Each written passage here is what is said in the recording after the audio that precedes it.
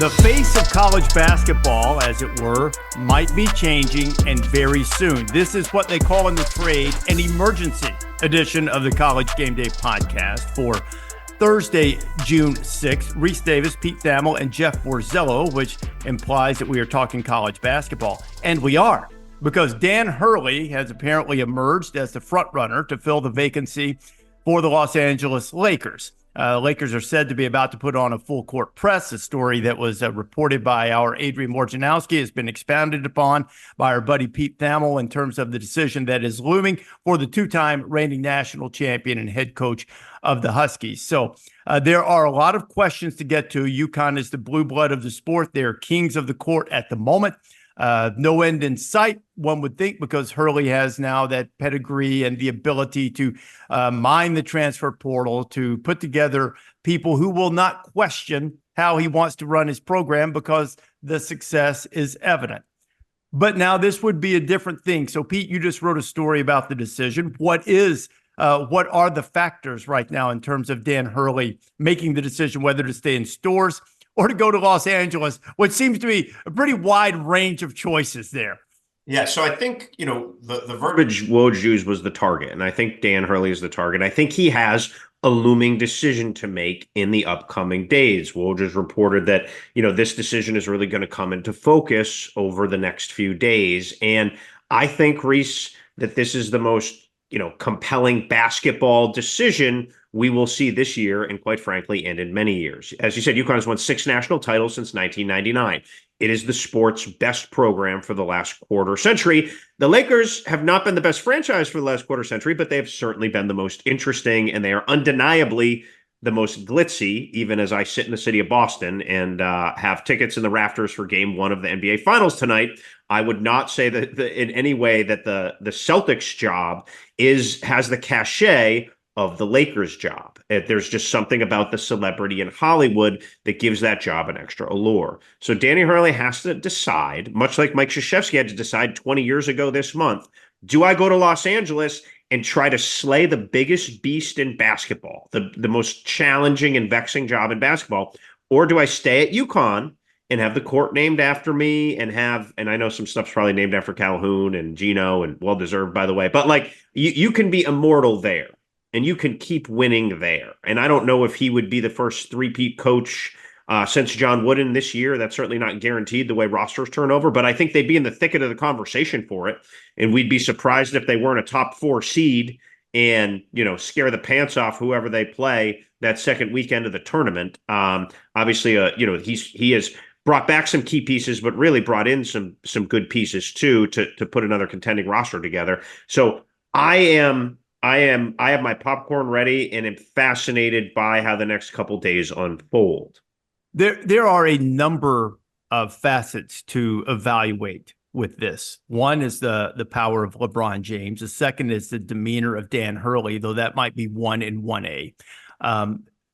The difference now in coaching in college from the Mike Krzyzewski pursuit 20 years ago and from the Tom Izzo pursuit by the Cleveland Cavaliers, which, maybe if you injected Izzo with truth serum, he might admit that he has had moments in which he has regretted not at least spinning that wheel of fortune. And there are some guys who have proven to be better suited for a college game than the pros, both in football and in basketball. But the game in college now is way different.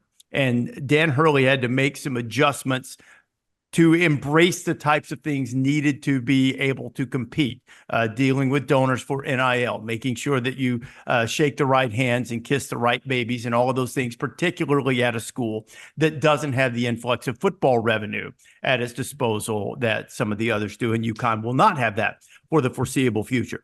So, Jeff, you've been around both a ton of college programs, NBA programs, the difference. Let's start with fit for Danny Hurley. I think because that's where you have to start. Do you see him as being able to tweak, adjust, downplay the moments when he gets into it with fans, downplay the moments when he just goes in on players? I don't think he should try to be someone he's not, because it won't work if he does. But there are things that will have to be tempered dealing with grown professionals as opposed to younger professionals, which is what college players are now. There will be things that will have to be tempered if he is going to accept this job and be successful. How do you assess that?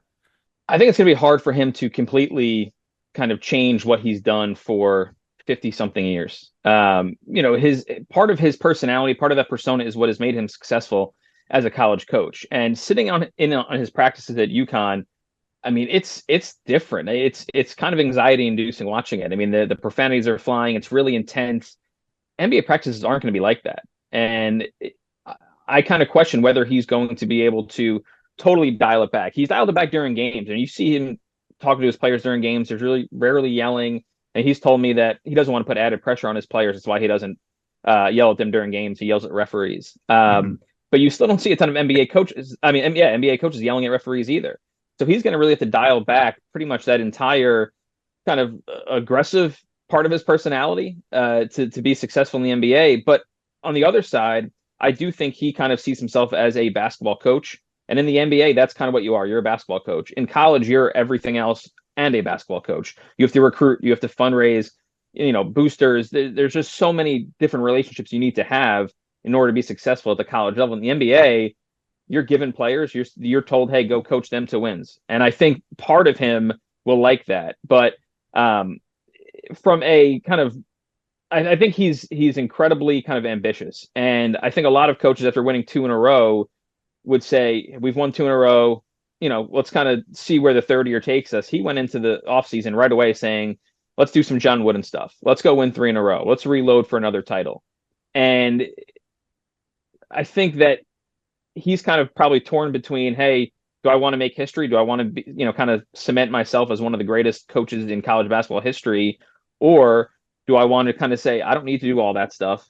UConn, even after winning 2 in a row, they're still not they don't have the deepest pockets. They don't have the biggest NIL. There are kids that are going to still choose Kentucky over them. And this is after being at the pinnacle of the sport for so many years. And he's also said, after winning the first one, I think he told Rece Davis that it didn't fulfill him the way he thought. Mm-hmm. And so he could be looking for something else. He turned down Kentucky. I mean, that's the biggest job in college basketball. There's nowhere else he can really go in college basketball if he doesn't win national championships. And so logically, the only other option would be the NBA. The timing is interesting just because, again, 3 in a row would cement his place in the history of the sport. But the Lakers' job is unique, and it doesn't come around very often. I sort of laugh sometimes, and I like to tease my buddy Seth Greenberg about this, because when Seth describes Dan, he'll talk about, well, he's a Jersey City guy. And so I got great sport over the course of this season going, oh yeah, Jersey City is so tough that people are walking into grocery stores and cashing lottery tickets and becoming multimillionaires or billionaires. Obviously that's an anomaly. And I get all of that. Sometimes I think, where you're from is overplayed a little bit. Kobe Bryant, for instance, from the hard scrabble streets of Lower Merion, where, a beautiful home, great neighborhood. And there was no one ever grittier or tougher than that guy on a basketball court. So it's not just about where you're from that makes you tough. Yet, having offered that disclaimer and my skepticism about things being people from a certain city, area, region being monolithic in their thinking, now that I've offered the disclaimer, the Hurleys do take great pride. East Coast guys, New Jersey, all of that stuff. And now nothing could be more opposite from that in terms of thought process and reputation. Again, there are tough people from Los Angeles and Hollywood and Beverly Hills too, and there are soft people from those places, just like everywhere else. But it is a different mindset, especially for someone who takes great pride in being a quote unquote East Coast guy. East Coast guy Thamel, how does this play into that? Well, remember the night that UConn won the title, myself and others asked Dan Hurley about the Kentucky job, and he joked that he couldn't move that his wife Andre complained about moving to Rhode Island because it was too far from New Jersey. Never mind moving her to Kentucky. Now, there are beaches in Los Angeles, as we know, and the contract that Hurley is likely to be offered here soon is going to probably be able to afford some nice close to the beach property in a place like Manhattan or Redondo or one of those very, very high-end zip codes. But look, I think the job Dan Hurley has had the longest was 9 years at St. Benedict's in Newark. right? I think his sort of Jersey toughness, Seton Hall player, is he's had his bona fides with that and how he came up and where he's going to go. But I agree with what Jeff said when you look at his practices and you look at the way he's run a program. I think there's just going to have to be a rewiring in a completely different approach. Now, he is a very introspective guy. He's spoken a lot, really eloquently and beautifully about mental health in the past year or two. I don't want people that listening to this and Lakers fans learning about him to think he's just some meathead who is just cursing up a storm in one way. There's a high level of intellect behind that intensity, but you cannot ignore the level of intensity and how it manifests itself. People don't see when he draws up the great skip pass for a three-pointer. They do see when he has his hands behind his back and he's sort of pecking at officials as he does over and over again on the sideline during games and complains about every call and histrionics and gesticulations and such, which is just the way he does it. I had Stats and Info look this up this morning. They don't have technical fouls charted statistically by person, but by program. Since Hurley got to UConn, they have the third most in all of Division I. I think it's a safe assumption that he has absorbed most of those 25 technicals over that period of time. I'm sure a player got mad once, maybe not assistant coach, but that is part of his persona. That's part of who he is. And look, Jeff and I have covered 2 straight Final Four runs of UConn, and there's been testimonial after testimonial from players, Donovan Clingan, Alex Caraban, that passion and fire that that's like his innate gift. It's player development and it's connection.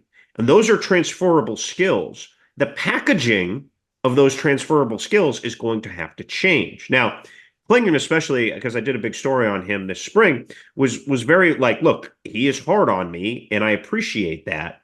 But he also said he loves me just as hard off the floor. Clingan's best friend at UConn is Hurley's son, Andrew. So I do think he has found and struck that balance, but we'd be naive to not say there's going to be another evolution that's necessary. Would you agree with that, Jeff, for him to now connect with pro guys? Yeah, I mean, he's shown he can adapt tactically, and you mentioned it. His offense over the past couple of years has been, arguably the best in college basketball. And NBA people have said, they run an NBA offense that could translate all this stuff. Can he adapt fully from an emotional perspective? And that's going to be a lot harder. That's in you. That's your personality. And again, he's 50 something years old. That doesn't change overnight. You can change an offense very quickly. You can't necessarily change your personality that quickly, but it's the way that college players love to be coached like that, love to be coached hard, a certain type of college player, at least. I mean, a lot of guys aren't transferring out of his program. So you can still see, hey, there's still a lot of college players that want to be coached like that. I don't know if NBA players do. I think that they're going to say, hey, we've already been through, that style of coaching. A lot of, it's more, you see it more in college and in high school. And now they're going to say, hey, we're making $32 million a year or whatever. We don't need to be screamed at and yelled at for 2 hours every day. And again, I mean, those practices that he runs, they're hard, they're constant, they're physical. And it comes out in college and it really translates to wins at the college level. Would it work that way in the NBA? And I think that's kind of the biggest question. That's going to be a question he has to answer, whether he can dial it back and adjust himself the way he has from a on the court coaching perspective. Can he also do that from an emotional standpoint? I don't want to split hairs over semantics, but I do want to point out that I am not in the camp that Danny Hurley needs to change. He needs to temper in certain areas, because if he tries to change, then he loses some of the genius that he has, the connection that you're talking about, Pete. If he tries to go in, Mr. Mellow, never say a thing, these guys are pros, it's not going to work, because that's not him. Mm-hmm. Just needs to temper. He needs to not yell at, to use your example, Pete, he needs to not yell at a fan in the middle of February in Cleveland, "I'll knock you out," as he walked up the floor, as he did in Creighton. To great sport, which I had great fun with when we went to UConn a few days later, after that with him. But I've had the opportunity to sit and talk with him the day before the last 2 national championship games in one-on-one settings. He's a quiet, introspective, really, really smart guy. And you guys mentioned building the connections. That's the key, more so than him like shaping himself into what others might think an NBA coach ought to look like. The key is the connection. And the most important connection that he will make, the two most important ones, are with LeBron James and Anthony Davis. And those guys are established, particularly LeBron, in terms of being a leader and wanting things a certain way. LeBron has been public about his admiration for Danny's offense, on social media and so forth.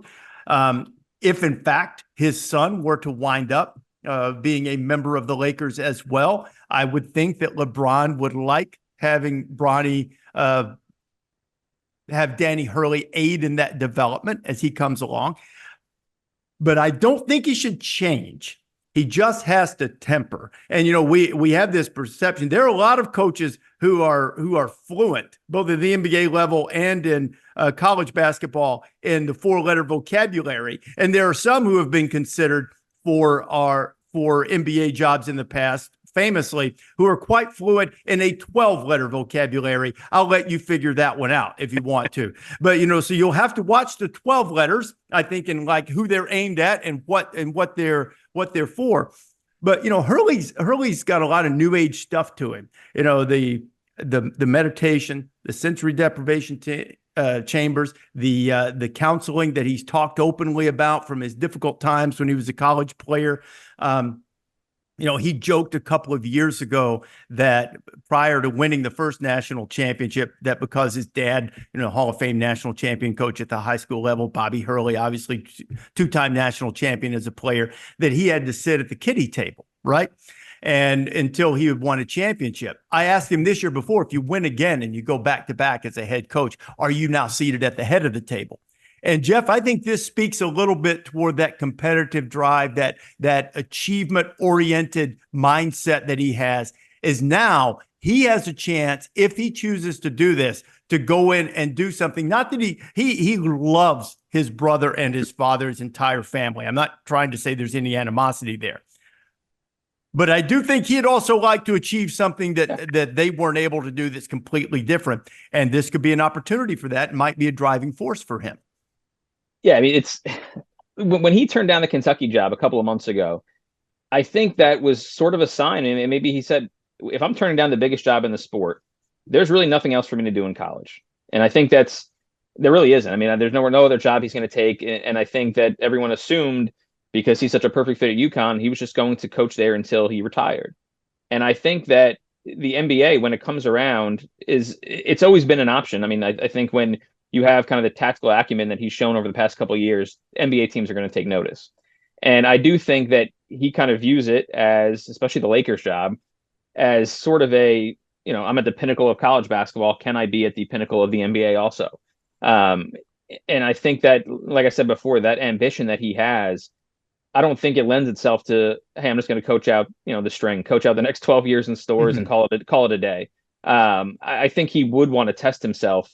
And people are going to say, hey, he's comfortable at UConn. I just don't know how much he wants to be comfortable. I think he always wants to push himself and test himself. Some of that's, from himself, some of that's from his family.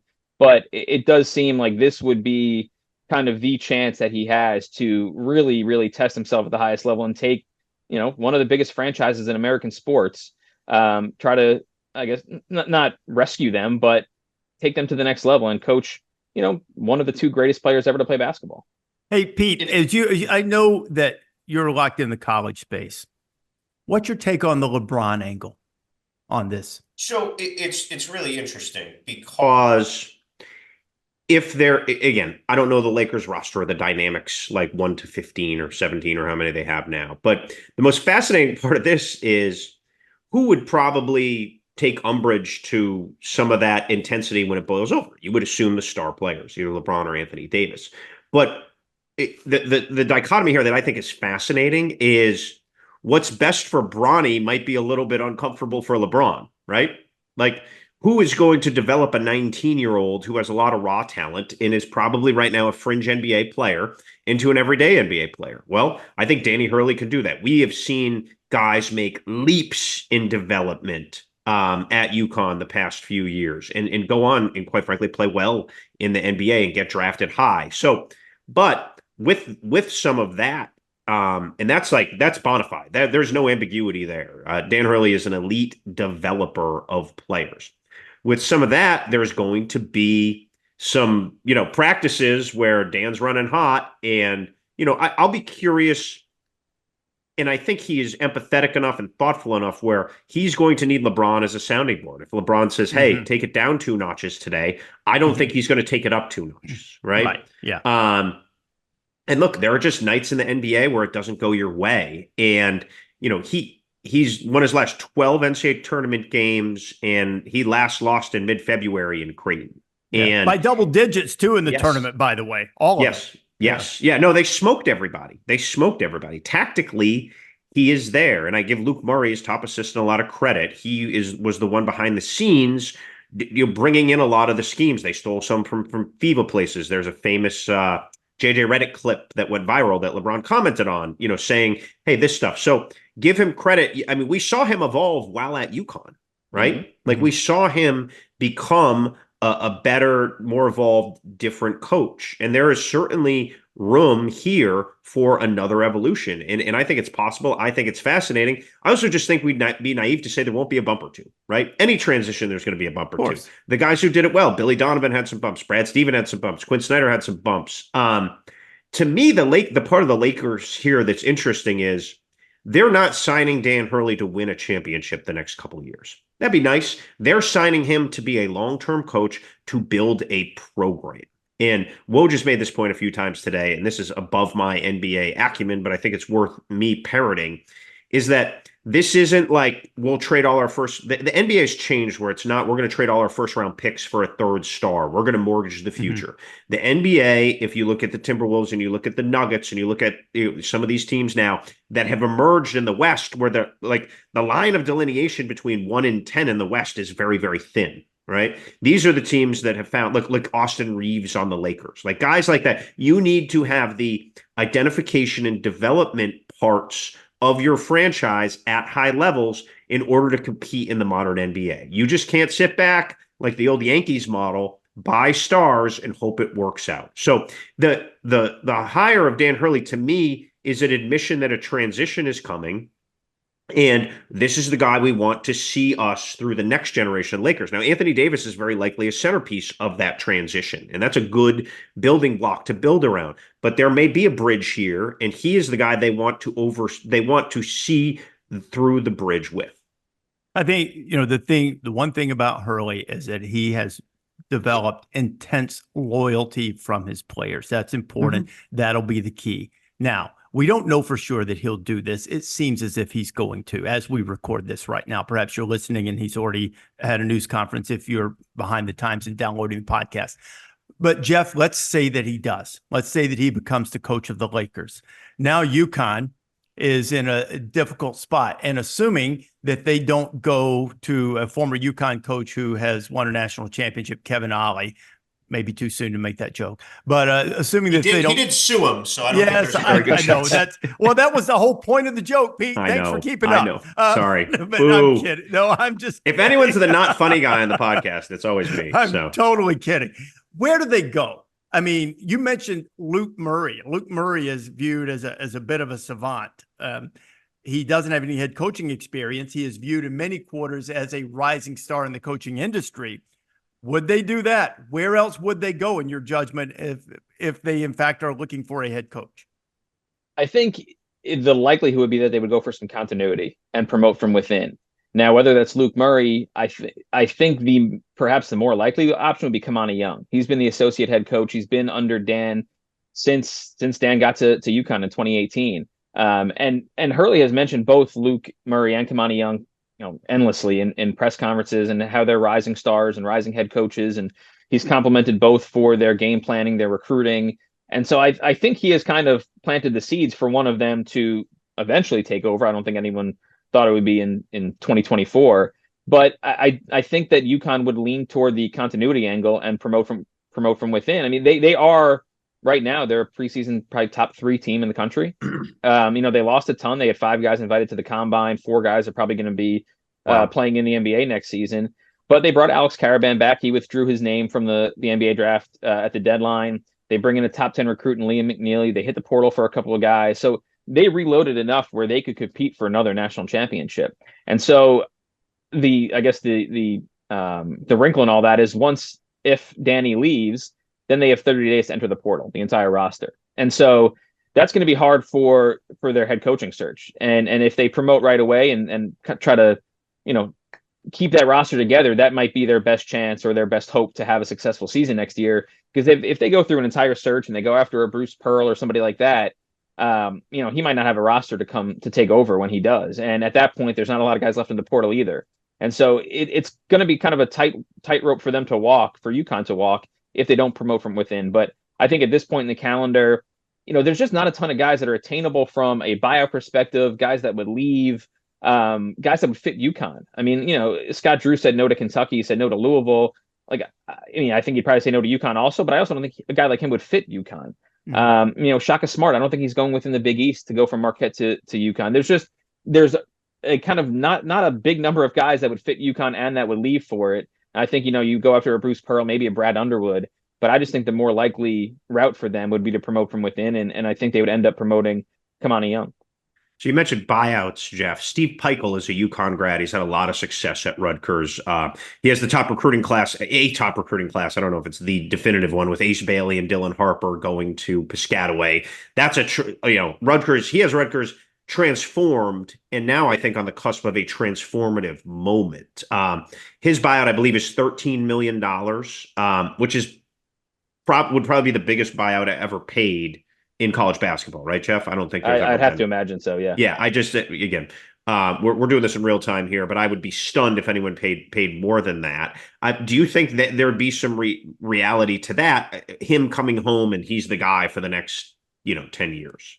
It could be. I mean, I think that if they do open it up and go kind of outside the current staff, he would be a name that, but again, that buyout you mentioned, those are the kind of buyouts that I don't think they would pay. I mean, Nate Oates is very tight with Dan Hurley. Would Hurley, recommend him for the job? Probably, but Oates' buyout is something like 16 or 18 million. And it's just, that's not entirely feasible, especially for UConn. And so 13 million might be too much for them to spend too. And so that's why there's just so many factors that I think would just lend them to promoting from within, whether that's on a short-term basis, long-term basis, I have no idea. But I just think that the number of candidates that kind of check all the boxes for UConn is just not that big. If not Peichel's mentor, Jim Calhoun. Rested and ready, Jim Calhoun. Bring him back. The Hooners back, baby. Thanks for listening to this emergency Dan Hurley edition of the College Game Day podcast. Download wherever you prefer to get your podcasts or subscribe and never miss an episode.